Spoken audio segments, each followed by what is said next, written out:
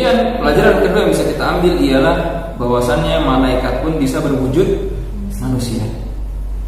Yaitu malaikat adalah makhluk Allah yang tercipta dari cahaya.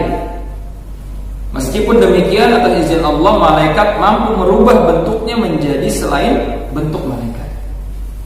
Hal ini berdasarkan hadis tersebut yang menyebutkan bahwa malaikat Jibril datang kepada Nabi dengan wujud seorang lelaki. Nah, dan tentunya ini bukan pertama kali ya.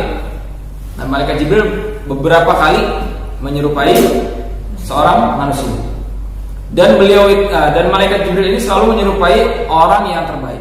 Bismillahirrahmanirrahim. Allahu Allahu Allahu Allah, Allahu Allahu Allahu Allah. Itu hadis ini hadis yang sangat panjang, terutama ketika membahas rukun iman dan rukun Islam. Rukun iman, rukun Islam ini kalau kita jabarkan sangat panjang. Kita bahas sholat, kita bahas puasa, itu dengan detail-detailnya sholat kita bahas kalau mau terperinci.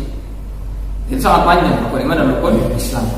Maka kenapa Imam Nawawi rahimahullah ta'ala meletakkan hadis ini di hadis yang kedua setelah hadis pertama, niat?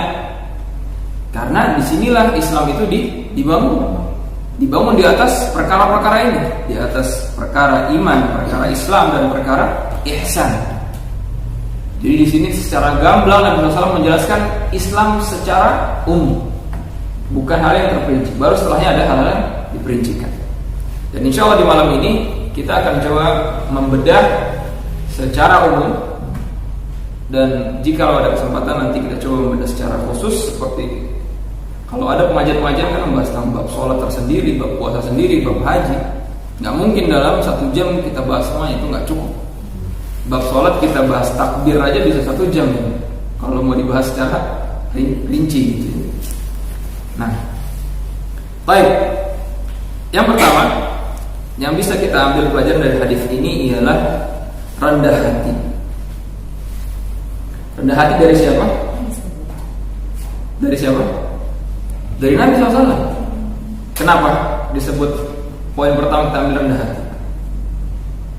Karena Nabi SAW, beliau seorang pemimpin, seorang nabi, seorang rasul, tapi duduk bersama sahabat, lagi bermajlis. Tidak pernah diceritakan bahwa Nabi SAW duduk di singgasana. Tidak ada ceritanya seperti itu. Bahkan mimbar Nabi dari apa? Dari pelepah kurma. Nabi SAW begitu rendah hati, begitu sederhana. Tapi bukan berarti beliau miskin, bukan berarti beliau terhina, bukan. Tapi beliau SAW memiliki jiwa yang benar-benar rendah hati dan sederhana, dan tidak ingin dipuji manusia. Bahkan Nabi SAW sangat-sangat sederhana, yang dikatakan oleh para sahabat memiliki hanya 2 baju, yang dimana 2 baju tersebut yang paling bagus dipakai di hari raya.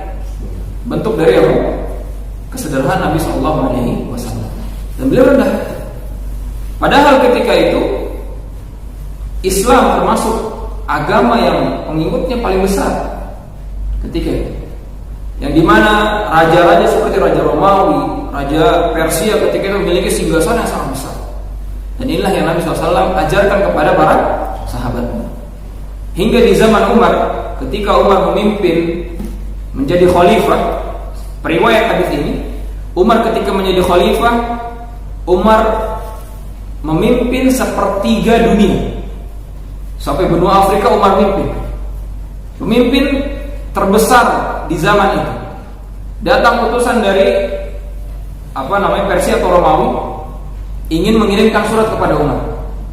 Maka dia menemukan Umar ada di bawah pohon sedang tiduran, padahal dia seorang pemimpin 1/3 dunia.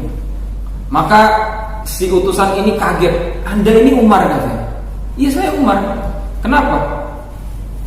Anda begitu nikmat menikmati hidup dengan agama Islam ini, di mana dia tahu bahwasanya raja-raja mereka, Raja Persia atau Raja Romawi, memiliki pengawal yang sangat banyak, hidup di singgasana, dan istilahnya banyak protokolnya gitu. Sedangkan Umar ketika itu, pemimpin yang paling tinggi ketika itu, hanya tidur di bawah pohon dan tanpa pengawal seorang pun. Subhanallah, inilah yang Nabi SAW ajarkan. Dan Nabi SAW telah ajarkan dari zaman beliau ketika masih hidup. Dan beliau rendah hati, benar-benar tidak memiliki kesombongan sama sekali atas kepemimpinan yang Allah Subhanahu wa taala berikan kepada dirinya. Dijelaskan bahwasanya beliau itu duduk bersama para sahabat dan tidak merasa bahwa diri beliau lebih tinggi daripada mereka, meskipun kita mengetahui bahwa kedudukan beliau adalah seorang nabi dan rasul. Jadi beliau sangat rendah hati di hadis ini jelas. Jadi istilahnya apalagi orang-orang sekarang gitu ya, bukan siapa-siapa minta dihormatin gitu kan, minta diagung-agungkan, jangan seperti itulah. Seperti kita istilahnya, walaupun jadi ada kesadaran dari dua belah pihak gitu. Seorang yang memiliki kedudukan misalnya, dia harus sadar juga bahwa dia ini sama manusia. Tapi orang-orang yang di bawahnya, dia pun harus sadar untuk menghormati orang tersebut. Jadi ada kesadaran antara dua belah pihak. Jadi jangan saling ego gitu. Itulah yang diajarkan Nabi SAW. Karena semua manusia hakikatnya dalam Islam ini sama, dan tidak ada kasta dalam Islam.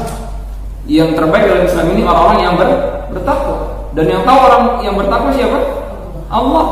Jadi kita tidak akan bisa menilai seseorang apapun yang dia lakukan, apapun yang dia perbuat. Kita tidak akan pernah bisa menilai seseorang. Karena yang menilai seorang ialah Allah Subhanahu wa taala.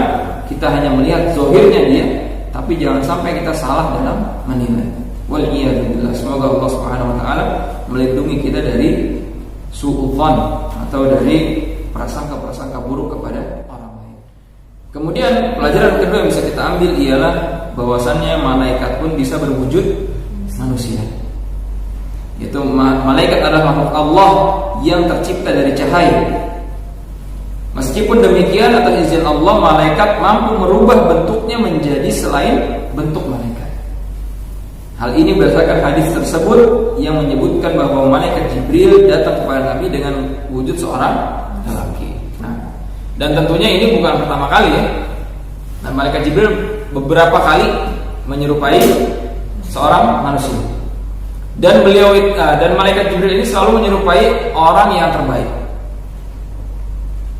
Suatu kali beliau pun pernah menyerupai pemuda yang sangat tampan di zaman Nabi SAW, yaitu Dihiyah Al-Qalb.